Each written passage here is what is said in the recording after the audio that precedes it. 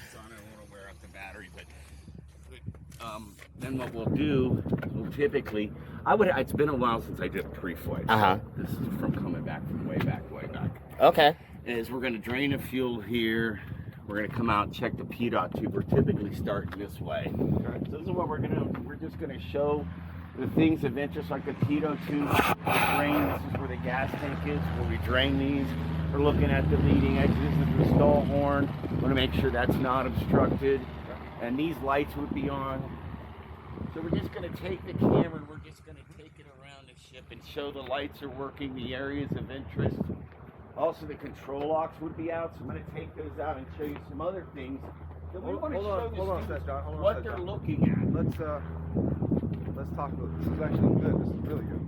So yeah, I was just gonna let him keep talking and follow him around for now. Oh, is that what you want to do? Yeah. Oh, okay. I want to get some thoughts. Okay, go ahead. Okay. Sorry. Yeah. No. Hey, you guys, you know that. Yeah. What's Yeah, you were headed over there to check something. It's good. It's very methodical, this process. Typically on all planes, it's going to start on the left side, and we're going to just continue around. And now here in the controls, we're going to be looking up at these piano hinges. We want to make sure that, because sometimes those pins could come out.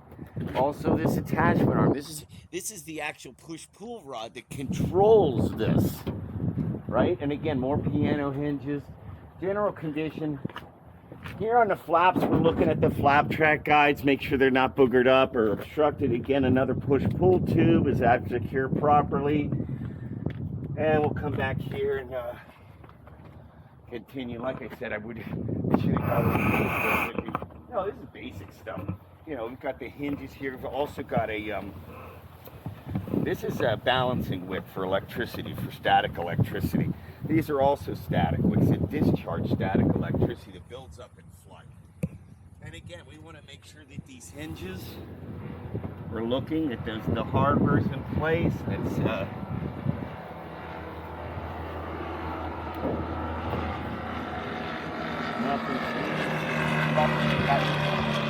control cables, one on the top and the bottom, another hinge point here, another hinge. And you can see, you can look at each one of these hinge points, right?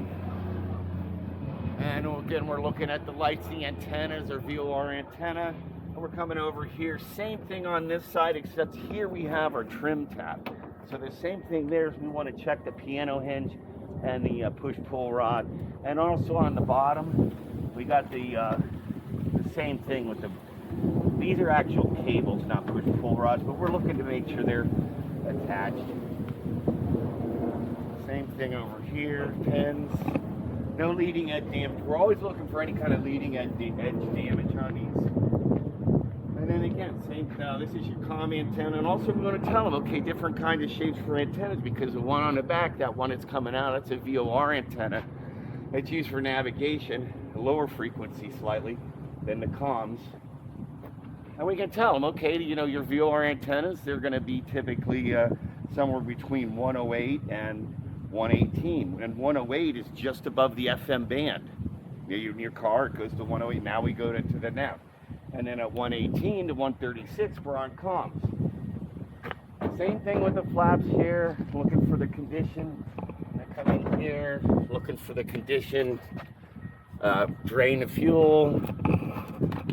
Gonna come along here, piano hinges, attachments, and of course we got again another binding electric bonder. It's like it just keeps it static, everything. Because if we have any kind of a differential of a potential of energy, well then that's where we're gonna get sparks. So we make sure we don't have that. Also, this would be untied on the pre-flight. Big thing is tire condition. I mean, you can really look at the tires here, make sure we got tread. And also the brakes, we can see the brake pads. We're looking for at least as much meat on the pad as we have that's on the metal that holds it. And of course, any leaks or anything coming from here.